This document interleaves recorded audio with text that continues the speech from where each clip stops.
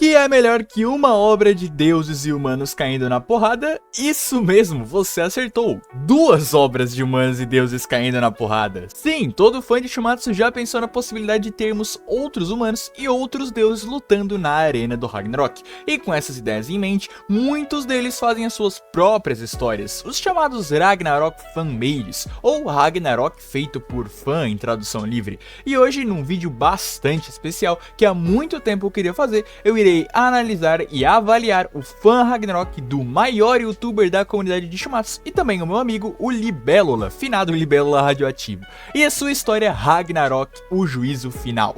Isso mesmo, para quem não tá ligado, o Libélula, que é um dos youtubers mais relevantes da comunidade de Shumatsu, tem o seu próprio Ragnarok, um romance escrito e postado no Wattpad com o título de Ragnarok, o juízo final. E sua primeira luta é entre Muhammad Ali, o melhor pugilista da história da humanidade, e Baldur, o ex-deus da luz nórdico, agora chamado de o Berserker do Helheim. E esse vídeo vai analisar justamente o começo dessa história, indo do capítulo 1 até o capítulo 11, que finaliza o primeiro combate do torneio Ragnarok dessa história. Mas não se preocupe, se você não tiver lido o juízo final, não tem problema. Essa análise é livre de spoilers e feita com a intenção de, claro, passar a minha opinião da obra e auxiliar também qualquer um que, assim como o Libélula, também queira fazer uma história, seja de temática semelhante de Shumatsu ou não. Ou seja, veja esse vídeo como um humilde apoio na arte de escrever histórias baseado na minha percepção pessoal, experiência e estudo na escrita e leitura de narrativas. Então, com isso, a análise vai se focar em três grandes pilares de uma história: a escrita, que se focará obviamente na escrita do juízo final, como o autor literalmente escreve e descreve essa história; na narrativa, que envolverá as decisões criativas, o ritmo da história, o universo criado e afins; e claro, nos personagens, que se focará nos personagens principais e secundários, no paralelo entre eles e como eles são trabalhados na história e como ele se desenvolve durante toda a narrativa. Dito isso, pode ficar tranquilo, pois apesar do Libélula ser o meu amigo, eu não vou pegar leve na análise, eu serei justo e objetivo nas minhas críticas, sejam elas positivas ou negativas. Então, sem mais enrolação, vamos começar com o ponto de escrita. Quando comecei a ler Juízo Final, sinceramente as minhas expectativas estavam bem baixas em relação à escrita. Afinal, o Libélula não é nenhum escritor profissional, se é que esse termo pode ser realmente usado. Mas para minha surpresa, raramente eu encontrei erros de escrita graves durante a leitura, tipo, raramente mesmo. Claro, de vez em quando você acha alguma coisinha escrita errada, um erro de tipografia que saiu de tecla rápido, uma falta de uma letra maiúscula após o fim de uma frase, mas honestamente, esses são erros muito raros e bem pequenos. O que eu diria que tem mais de erro mesmo é o uso de vírgula em alguns momentos que não tem necessidade. Muitos já devem ter ouvido falar daquela ode, que vírgula é tipo uma pausa na fala, mas não é bem assim, e algumas vezes o Libélula corta uma frase no meio com uma vírgula que realmente não precisava e acaba tirando um pouco do fluxo da própria frase. Mas assim, apesar de essas vírgulas inconvenientes serem um pouquinho mais comuns, elas também não são numerosas, de vez em quando tem em um capítulo ou outro, mas é o maior erro de escrita objetivo que eu consegui encontrar de maneira relevante. E no geral, a escrita é muito boa e conduz muito bem a leitura para um ritmo bom de leitura. Ela é uma escrita descritiva e especialmente introspectiva. Às vezes passamos uns 4 ou 5 parágrafos completos inteiramente dentro do mental de um personagem, narrado sempre por um narrador em terceira pessoa, claro, mas nas introspecções de um único personagem. Em algumas outras cenas, a escrita é tão eficiente que ela consegue passar tensão, desespero ou medo suficiente para a intenção da cena, usando artifícios como a descrição constante da luz, ou da falta dela, em um cenário também. No aspecto de luta, ela também é bem eficiente, e que bom, afinal a gente tá falando de uma história de ação e de combate 1 contra 1, então uma escrita apurada e eficiente tem que existir para que a gente possa ler a luta e imaginar a coreografia por nós mesmos. No geral, a escrita de Juízo Final é bem competente e pode incomodar somente o tipo de leitor que ou gosta de algo mais direto e prático, ou de um leitor que não gosta de tantas interrupções nas cenas, coisa que acontece bastante em algumas sequências específicas da história. Alguns podem achar a escrita meio mecânica demais, ou que ela se passa nas figuras de linguagem, mas eu particularmente acho que o uso constante de metáforas e figuras de linguagens na história, no geral, é um dos maiores charmes da escrita de Juízo Final. Com isso, vamos direto para o próximo e provavelmente mais importante ponto. Mas antes disso, uma palavra dos nossos patrocinadores. Não sei se você tá ligado, mas o meu server do Discord passou por uma mudança e agora não é o meu server do Discord, e sim o nosso server do Discord. Sério, se você não tá ligado, o Valhalla do Shakestein, que era o meu server do Discord, passou por uma transformação e se tornou o Valhalla do Ragnarok, uma aliança entre eu e o Libélula. Sim, o próprio, né? Para formarmos um server comunitário onde todos que gostam de Shumatsu podem se encontrar e conversar sobre a obra, um local para verdadeiramente unirmos a comunidade BR em uma só. Se você tiver interesse em se juntar à legião do mais novo Valhalla do Ragnarok, o link tá aí na descrição, beleza? E você deve estar pensando aí no quão canalha eu sou por fazer um vídeo sobre a obra de alguém que é basicamente o meu sócio, né, no Valhalla do Ragnarok, só elogiando a obra dele, né, e tal.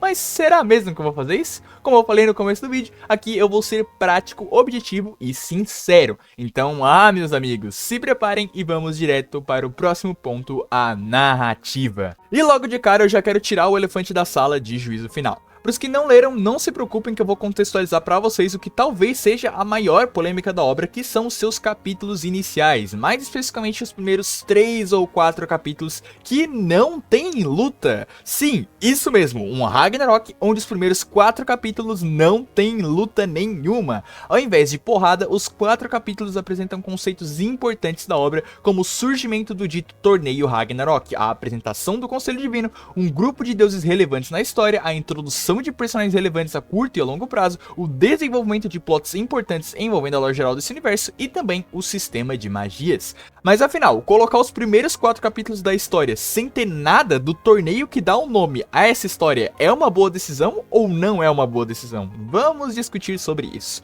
Primeiro, é sempre importante entender o que você tá lendo, qual é a proposta daquilo que você tá lendo e o que aquilo que você tá lendo está transmitindo para você, leitor.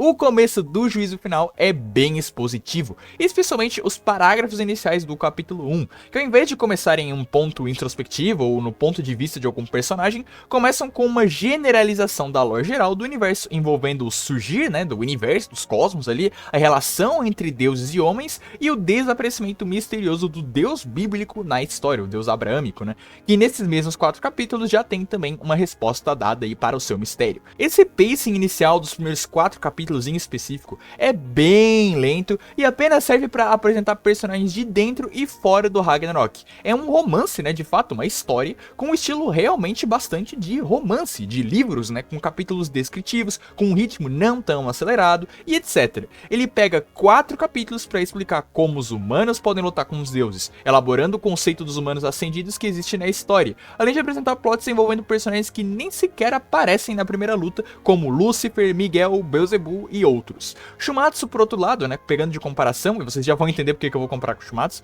usa o seu primeiro capítulo para explicar o que é e por que vai acontecer o torneio Ragnarok, e já dá o gancho pro segundo capítulo logo, né, já começar direto com a trocação do Lubu e do Thor. Ou seja, como romance, a história de juízo final funciona bem, mas o meu problema com esses capítulos iniciais é que os nomes, eventos e até personagens não batem com a proposta de, olha, leia essa história como um romance.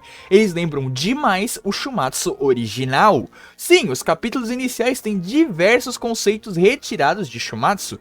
Temos o capítulo inicial com o Conselho Divino de Deuses que decidem o destino da humanidade. Temos um torneio proposto para salvar a humanidade por uma valquíria chamada Brunhilde. Temos o nome do torneio ser Ragnarok. Temos o torneio C de 13 humanos contra 13 deuses, ao menos inicialmente. E mesmo nos capítulos seguintes, temos cenas muito parecidas com cenas de Shumatsu, como a Brunhilde sendo açoitada por um demônio e salva por um personagem relevante. No caso de Shumatsu, a Brunhilde foi parada ali pelo Incubus, né, e salva pelo Thor, como vocês bem devem se lembrar. E no caso de Juízo Final, a Brunhilde da história, que não é tão parecida com a Brunhilde do mangá, mas tem ali as suas semelhanças, foi parada pelo demônio Zafan e salva pelo Mohamed Ali, ou Mohamed Ali, né. E todos esses acontecimentos super iguais nos remetem consciente ou inconscientemente ao mangá original de Shumatsu, fazendo com que a gente ligue a mentalidade de eu quero ver algo parecido com o Shumatsu, sendo que Juízo Final não tem o ritmo de Shumatsu no Valkyrie. Basicamente, essas decisões, né, de serem tão parecidas com Shumatsu, criam na história uma dicotomia entre o que deveria ser, que é um romance com um ritmo mais lento, com o que parece ser inicialmente, que parece ser um Ragnarok fan-made genuíno e muito puxado pra Shumatsu no Valkyrie. E essa dicotomia é o meu principal problema com o começo de Juízo Final, e que pode afastar a obra para alguns que forem ler muito desavisados, e eu particularmente acho que esse é o maior problema até agora. Mas não entenda errado, o começo tem algumas cenas bem interessantes, especialmente envolvendo a personagem da Brunilde e o peso que ela carrega com a humanidade, e também outras cenas envolvendo Beelzebub e o Zafael, que eu não vou entrar em muitos detalhes, que é uma cena realmente muito legal. Só que é inegável dizer, todas essas cenas poderiam ter sido dispostas de uma maneira natural após a primeira rodada, ou até durante, dependendo de como fosse colocada, sem ter muito infodump, né, sem ter um despejo de informações pro leitor logo no começo, o que para alguns leitores também pode ser um problema. Mas deixando de lado esse problema em si, outras coisas na narrativa que podem ser faladas, é claro, né, são da própria luta em si. Como eu comentei no ponto de escrita, a coreografia e dinâmica da luta é muito boa, e a narrativa acompanha isso tendo um ritmo de tentativa e erro muito simples, mas sim bem eficiente. Nada que seja excelente, mas que sim agrada na leitura. Ambos, Baldur e Alai, tomam a vantagem como uma gangorra, né, gerando pouco a pouco bastante tensão. Uma hora um tá na vantagem, outra hora o outro toma vantagem, e no geral, esse tentativa e erro é bem trabalhado durante a sua leitura para você de fato sentir o impacto dos acontecimentos e das viradas dos personagens. As únicas vezes que isso não funciona é quando algum personagem destaca que o Baldur especificamente ainda não tá lutando a sério, mesmo após o Ali descer o cacete nele. Tipo, sério gente, não façam essa coisa de ele nem tá lutando a sério ainda. Isso só tira o impacto da cena e faz parecer uma coisinha super artificial para tentar tirar ali toda a atenção e principalmente todo o mérito do personagem que tá ganhando. O personagem até pode não tá de fato lutando no 100%, mas não mandem essa porra no texto que fica muito pateta, beleza?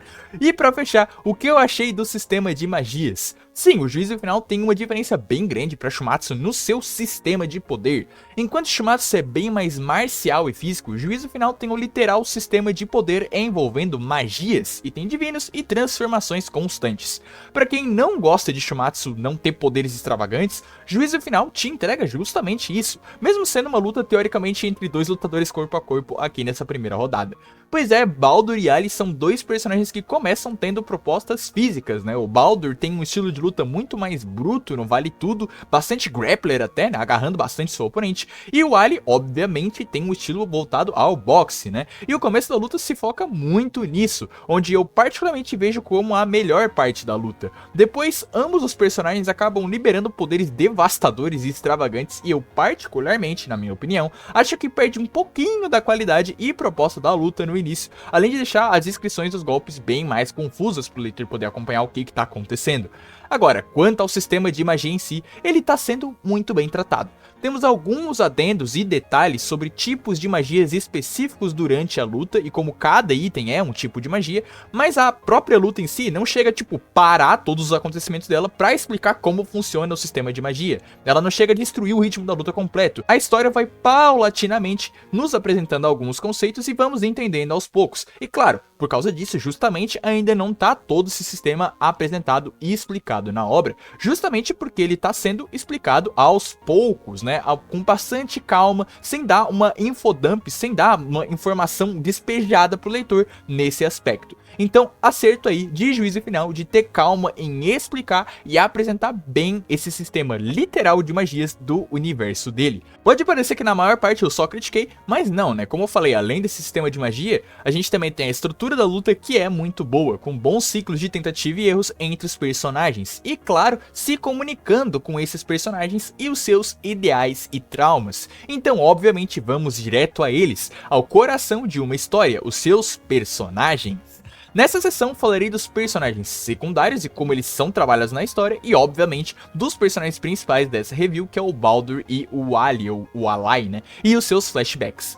Sendo bem rápido nos personagens secundários, alguns são tão passageiros que não tem como eu julgar, mas no geral, os personagens secundários mais relevantes, como a Brunilde ou a Athena, que fazem parte da plateia dos deuses, ou o Thor, que faz parte das plateias dos deuses nórdicos, mais especificamente, né, são bastante proeminentes, eles aparecem bastantes, e no caso da Brunilde, recebe bastante enfoque e uma boa possibilidade ali de desenvolvimento dessa personagem. O único personagem secundário que eu acho genuinamente ruim é a narradora Skuld, que tipo, sério, ela é uma Valkyria gamer, eu sei lá, essa narração dela me tira completamente da história, eu particularmente não curto muito ela.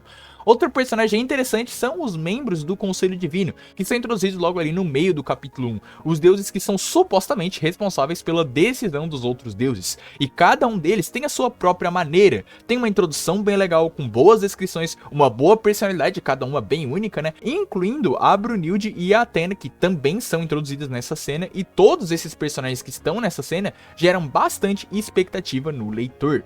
Agora, os personagens principais, né, são eles só dois porradeiros aleatórios que servem pra estofar uma luta, ou são personagens bem trabalhados? A resposta é sim, são personagens bem trabalhados. Baldur é o deus da luz nórdico que, como vocês podem ver, de luz não tem de nada. Ele é um deus que foi aprisionado e banido pro Helheim e perdeu todo o brilho e luz que um dia ele já teve. A história não chega a aprofundar muito em tudo o que aconteceu, né? E o que eu particularmente gosto que seja assim, pois deixa o seu flashback no geral bem sucinto e direto. E somado com as interações e diálogos dele com o seu irmão Thor, fazem do Baldur um personagem bem cativante e interessante. Mas eu não diria que ele é o personagem principal dessa luta. Sem dúvida, esse personagem seria o Muhammad Ali, ou Muhammad Ali, né? Que é introduzido previamente na história e tem um bom trabalho em seu carisma e, claro, também tem um bom trabalho nos seus traumas e demônios que ele carrega dentro de si. O seu flashback é meio longo demais, particularmente eu acho que tem um capítulo inteiro que é quase que inútil e poderia muito bem ser reduzido ou cortado ou então acrescentado, né, no capítulo anterior, que é o capítulo 10, que mostra o Alai tendo que lidar diretamente com seus demônios internos e a sua brutalidade interior, algo que é uma temática muito interessante e muito bem trabalhada na história de uma maneira que particularmente me surpreendeu.